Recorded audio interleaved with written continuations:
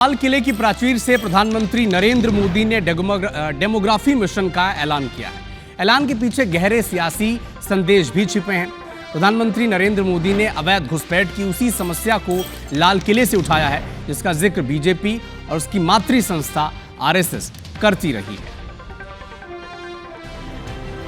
सोची समझी साजिश के तहत देश की डेमोग्राफी को बदला जा रहा है। कोई देश अपना देश घुसपैठियों के हवाले नहीं कर सकता है। दुनिया का कोई देश नहीं कर सकता है, तो हम भारत को कैसे कर सकते हैं?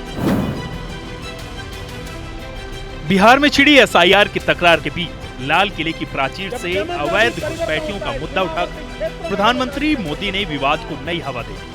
चुनाव आयोग ने जिन 65 लाख लोगों को वोटर लिस्ट से बाहर करके मतदान प्रक्रिया से बेदखल किया, उनमें से अधिकांश के घुसपैठिए होने का दावा किया जा रहा है। प्रधानमंत्री मोदी ने घुसपैठ की समस्या के समाधान के लिए हाई पावर डेमोग्राफी मिशन का साफ इशारा कर दिया कि आने वाले दिनों में ये मुद्दा सियासी रंग लेगा। सोची समझी साजिश के तहत देश की डेमोग्राफी को बदला जा रहा है। एक नए संकट के बीज बोए जा रहे हैं और ये घुसपैठिए मेरे देश के नौजवानों की रोजी रोटी छीन रहे हैं। हमने एक हाई पावर्ड डेमोग्राफी मिशन शुरू करने का निर्णय किया है।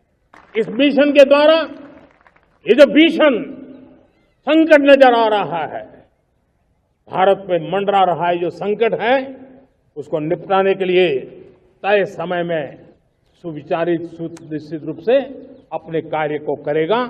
जब डेमोग्राफी परिवर्तन होता है, सीमावर्ती क्षेत्रों में डेमोग्राफी। प्रधानमंत्री मोदी के इस ऐलान के बाद साफ जाहिर हो गया कि भाजपा की नजर अगले साल की शुरुआत में पश्चिम बंगाल और असम में होने वाले विधानसभा चुनावों पर भी है। पश्चिम बंगाल और असम में रोहिंग्या और बांग्लादेशी मुस्लिमों के अवैध घुसपैठ से डेमोग्राफी पर आए बदलाव को लेकर भाजपा और टीएमसी और दूसरे विपक्षी दलों के बीच पहले से ही तलवार खींची हुई। यही वजह है कि प्रधानमंत्री मोदी की अवैध घुसपैठ के खिलाफ भरी गई हुंकार के बाद विपक्षी दलों के कान खड़े हो गए। 11 वर्षों में लाल किले के प्राचीर से जब प्रधानमंत्री बोलते हैं तो हमें उम्मीद होती है कि देश के प्रधानमंत्री की तरह बिना विद्वेष, पूर्वाग्रह, झुकाव के बोलेंगे।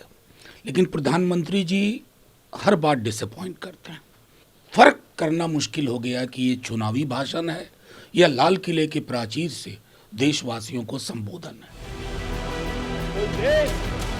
अब देखने वाली बात यह है कि हाई पावर डेमोग्राफी मिशन पहले से प्रस्तावित एनआरसी का विस्तार होगा या फिर देश में मौजूद गैर भारतीयों की शिनाख्ती का कोई नया मिशन शुरू किया जाएगा।